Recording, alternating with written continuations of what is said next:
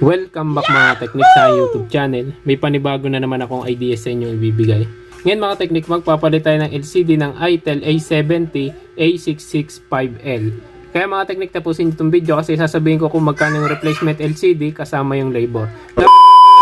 Mga teknik, at sa bago pa natin ka-teknik, iniimbitahan ko po kayo na sumali kayo sa aking raffle.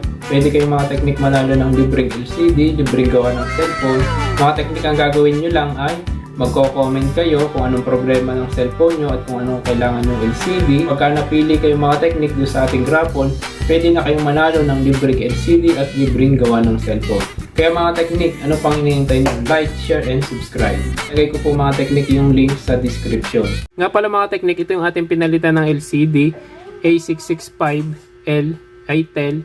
Ngayon mga teknik, hindi ko na siya na-videohan kasi nagmamadali yung customer tsaka gabi na. 6:48 PM na.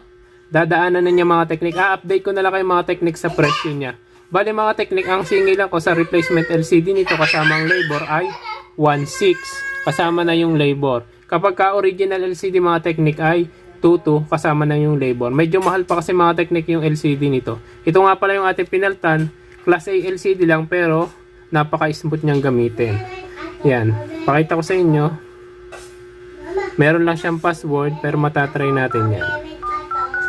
Yan mga teknik, napaka-smooth, Class A LCD, 1.4 kasama na ang labor. Yan, wala siyang white spot.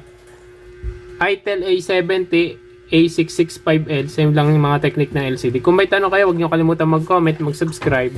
Salamat sa panonood and God bless.